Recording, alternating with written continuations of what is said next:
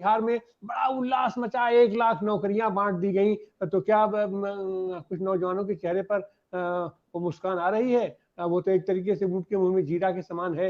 लेकिन इन सारी स्थितियों को आप कैसे देखते हैं, इस महंगाई के और इस मुद्रास्फीति की स्थिति को? आशीष रंजन जी। ये आपने क्योंकि धन्यवाद, आपने बिहार के बारे में बात कही, तो बिहार में दो चीज़ें हुई हैं जो सारे देश को मालूम होगा। एक तो जाति आधारित गणना हुई है, और दूसरी जो चीज़ हुई है जिस पे कम लोगों की नज़र गई है कि लाखों की नौकरियां, शिक्षकों की नौकरियां लोगों के पास गई है। और यहाँ पर गांधी मैदान में एक बहुत बड़ा फंक्शन हुआ था जिसमें हज़ारों युवा और युवतियां, उनके चेहरे पर तो काफ़ी खुशी दिख रही थी। और सचमुच में खासकर बिहार जैसे प्रांत, जहाँ हर परिवार से करीब करीब कोई बाहर जाता है कमाने के लिए, हमारे लिए तो एक बड़ी बात थी। और मैं एक छोटे शहर में रहता हूँ, जिला स्तर के शहर में, और वहाँ पर स्टेडियम में ये कार्यक्रम हुआ था और वहाँ पर भी सैकड़ों लोगों को नियुक्ति पत्र दिया गया। जाहिर है कि ये खुशी की बात थी, क्योंकि अभी हाल ही में एक सर्वे का डेटा निकला था कि 45% ग्रेजुएट्स जो हैं हमारे देश में, वो बेरोजगार हैं। तो बेरोजगारी की समस्या तो बहुत ही गंभीर है। मुझे लगता है कि क्योंकि विषय धनतेरस का था, मैं तो बहुत निराश हूँ कि खासकर जब देखता हूँ अपने मजदूर साथियों को कि वो थोड़ा बहुत भी बचाकर जो रखते हैं वो धर्म के नाम पे, पूजा पाठ के नाम पर चला जाता है। ये जो पूरा धर्म के साथ व्यापार का खेल जुड़ा है, वो दिन प्रतिदिन लगता है बढ़ता ही जा रहा है। और उसकी जो आवाज़ है, शोरगुल जो है, वो सड़कों पे बहुत दिखता है। मैं उस जनरेशन में हूँ जो ट्रांजिशन किया है गांव से शहर की ओर। तो मुझे लगता है कि बहुत पहले जब हम लोग गांव में दीपावली भी मनाते थे, मैं मिथिला इलाके का हूँ, तो दीपावली भी कोई खास पर्व हमारे लिए नहीं होता था। सच कहे तो दुर्गा पूजा एक बड़ा पर्व होता था, और उसके सामने होली, और उसके बाद कोई खास पर्व नहीं। छठ भी उस पैमाने पर मिथिला रीजन में नहीं मनता था तब। लेकिन सभी त्योहारों का जो स्केल है वो देखकर मैं बहुत सरप्राइज्ड रहता हूँ कि कैसे इतना पैसा आ रहा है सिस्टम में। जाहिर है, जैसा कि पूर्व के वक्ताओं ने कहा है, कि कुछ लोगों के पास बहुत पैसा आ गया है और वही मार्केट में दिख रहा है। बाकी लोग तो मार्केट में मुझे लगता है ऐसे ही घूम रहे हैं, या जैसा मेरी माँ, क्योंकि मेरे पिताजी सरकारी नौकरी में थे, तो उस जमाने में पैसा ज्यादा नहीं हुआ करता था, तो चम्मच खरीद लाती थी धनतेरस के मौके पर, और कुछ खरीदना नहीं होता था तो झाड़ू और चम्मच, दो चीजें।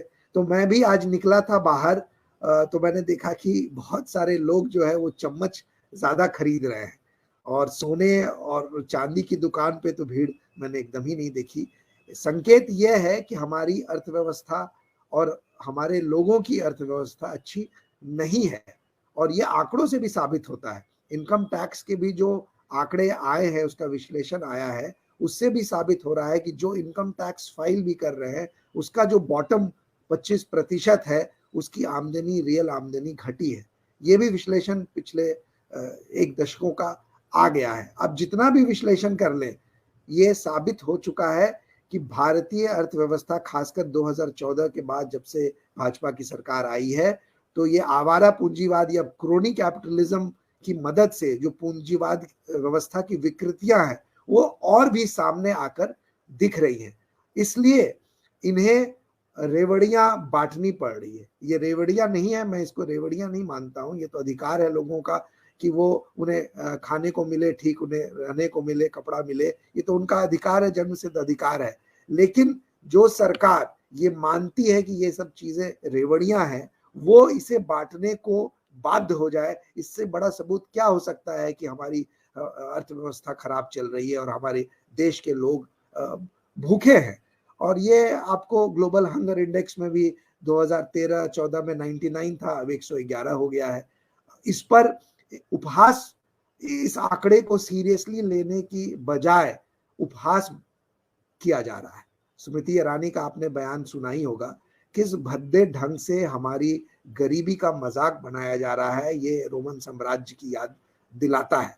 कि भाई ग्लोबल हंगर इंडेक्स बनता है कि फोन कॉल कर लिए और हम 4 घंटा खाए नहीं है तो उसमें हमारा भुखमरी का आंकड़ा आ गया। इस तरह की जो सरकार है, जो इस मानसिकता की सरकार है, वो इन आंकड़ों से पूरी तरह से अपना नजर हटाए हुए है। उनको वही करना है, उनको अडानी को फायदा पहुंचाना है, पोर्ट्स देना है, उनको बड़े अंबानी को फायदा पहुंचाना है। जैसा कि पूर्व के वक्ताओं ने कहा कि 11 लाख करोड़ रुपए की माफी उन्होंने कर दी पूंजीपतियों को। तो ये सब तमाम जानते हैं। युवाओं की जहां तक बात है, उन्हें नौकरी चाहिए, जरूर चाहिए। और आपको जो बिहार सरकार ने किया है नौकरी देने का काम युवाओं का, उसका असर अगला चुनाव में भी दिखने वाला है। और जो जाति आधारित गणना की है और रिजर्वेशन को उन्होंने बढ़ाया है, वो उस पर बहस हो सकती है कि कितना बढ़ाना चाहिए, किसके लिए बढ़ाना चाहिए, वो एक बहस का विषय हो सकता है। लेकिन इन दोनों चीजों का, जो सोशल जस्टिस की पॉलिटिक्स है और जो नौकरी और महंगाई कम करने की, ये जो अर्थव्यवस्था की बात करने की पॉलिटिक्स है, उसको पॉलिटिकल नैरेटिव में लाने की बात है, इसका असर आपको अगले चुनाव में बिहार में दिखने वाला है। धन्यवाद। जी आशीष जी, बहुत बहुत